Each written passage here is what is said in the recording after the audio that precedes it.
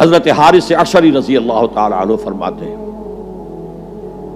یہ مسند احمد ابن حنبل میں بھی ہے، ترمذی میں بھی ہے، قال قال رسول اللہ صلی اللہ علیہ وسلم انی آمرکم بخمس اللہ امرنی بہن۔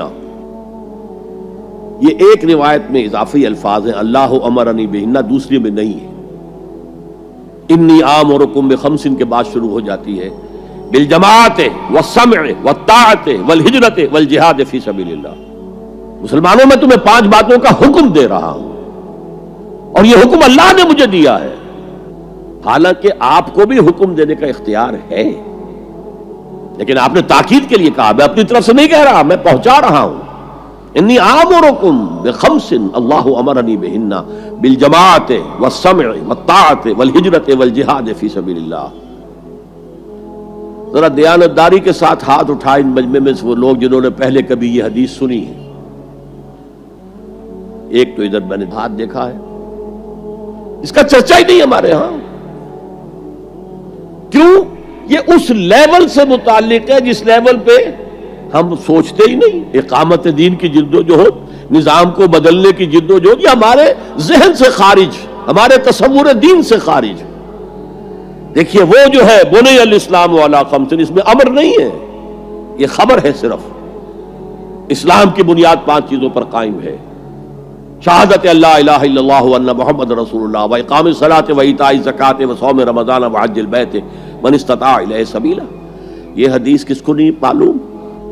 وطن یاد نہ ہو یہ بات دوسری ہے، کس کو نہیں معلوم 5 ارکان اسلام حضور نے بتائے ہیں؟ حالانکہ وہاں یہ ہے میں تمہیں حکم دے رہا ہوں، اور چرچا ہی نہیں ہے ہمارے یہاں۔ جس گاؤں جانا نہیں اس کا راستہ کیا پوچھنا، جو کام ہم نے کرنا ہی نہیں، اس کے جو لوازم ہیں ان کے تذکرے کی کیا ضرورت ہے؟ یہ ہے ہمارا اس وقت کا عام مسلمانوں کا تصور۔ زیادہ سے زیادہ یہ کہ دین کو پھیلاؤ، پہنچاؤ، کتابوں سے، رسالوں سے، ویڈیو سے، آڈیو سے، مواعظ سے، درس قرآن سے، ترجمہ قرآن سے، یا تو یہ کہ اپنی ذاتی نیکی کا تصور ہے، اور یا پھر اس سے اوپر صرف یہ دعوت و تبلیغ۔ اس سے اوپر کی تیسری منزل جسے اقامت دین کہا جائے، جو خصوصی الفاظ حضور کے لیے 3 مرتبہ قرآن میں آئے، هو الذی ارسل رسولہ بالہدی ودین الحق لیظہرہ علی الدین کلہ۔ کسی اور نبی کے لیے 1 دفعہ بھی نہیں آئے، حضور کے لیے 3 دفعہ آئے، سورہ توبہ، سورہ فتح، سورہ صف۔ یہ چونکہ چیز ہمارے ذہنوں سے نکل گئی ہے، لہذا اس کے جو متعلقات ہیں اس کی طرف بھی توجہ نہیں ہے۔ سیدھی سی بات ہے، منطقی بات ہے، جس گاؤں جانا نہیں اس کا راستہ کا کو پوچھنا۔ یہ 5 چیزیں ہیں لازم۔ جماعت کی شکل میں رہو، یہ بھی فرمایا علیکم بالجماع، یہ حضور کی حدیث ہے، علیکم بالجماع، لازم جماعت کی شکل میں رہو۔ اور حضرت عمر کا قول ہے، اور آپ کو معلوم ہے کہ صحابی کا قول بھی حدیث کہلاتا ہے۔ حضرت عمر فرماتے ہیں لا اسلام الا بالجماع ولا جماع الا بالامارہ ولا امارہ الا بالاطاعہ۔ کوئی اسلام بغیر جماعت کے نہیں، کوئی جماعت بغیر عمارت کے نہیں، اور کوئی عمارت بے فائدہ ہے اگر اس کی اطاعت نہ ہو۔ تو پہلا حکم بالجماع والسمع، اور سنو، سننے کے لیے وابستہ رہنا ہوگا، وابستہ رہ شجر سے امید بہار رکھ۔ اب یہ نہیں ہو سکتا تھا کہ حضور پر کوئی بات آئی ہے تو آپ خود ہر ایک کے گھر جا کے اس کو پہنچائیں۔ آپ وابستہ رہیں اس نظم جماعت کے ساتھ، جیسے کہ درخت کا پتا جو ہے اس تک بھی جڑ سے لے کر جو غذا آ رہی ہے درخت کے پتے تک پہنچ رہی ہے۔ تو پیوستہ رہ شجر سے امید بہار رکھ، اس پیوستگی کے ساتھ، تاکہ وہ سارے احکام آپ تک خود بخود پہنچے۔ والطاعہ، اور اطاعت۔ 3 چیزیں ہو گئی، بالجماعت والسمع والطاعت والہجرت والجہاد فی سبیل اللہ۔ اور میں اس کی حقیقت پہلے بھی بیان کر چکا ہوں۔ ہجرت، اس کی بنیاد کیا ہے؟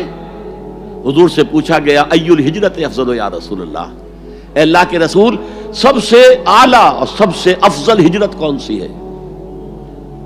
فرمایا ان تہجر ما کرہ ربک، ہر اس چیز کو چھوڑ دو جو تمہارے رب کو پسند نہیں ہے۔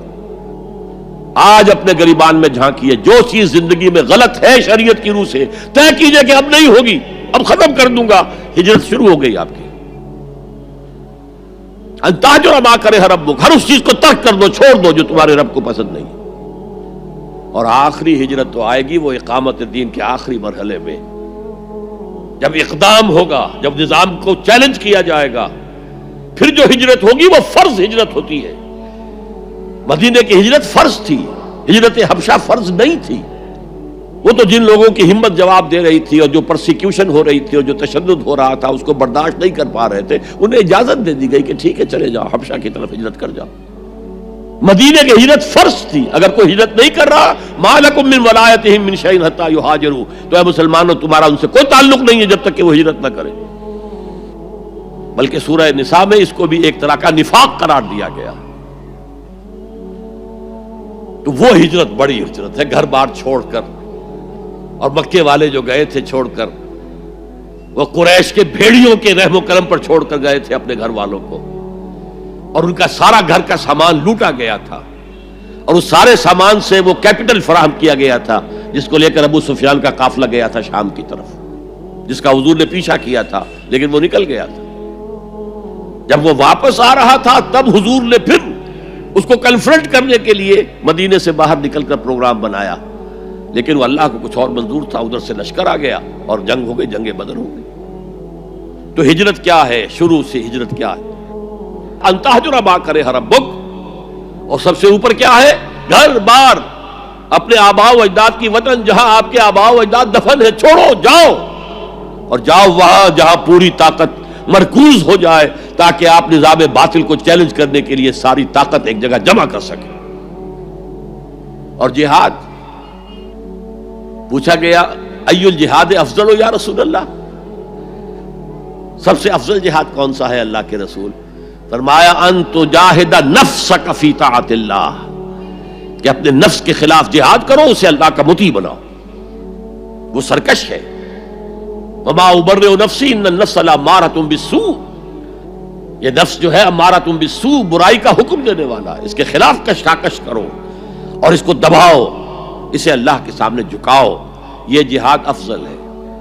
اور بلند ترین جہاد قتال فی سبیل اللہ، ان اللہ یحب الذین یقاتلون فی سبیلہ صفا کانہم بنیان مرصوص، یہ ہے وہ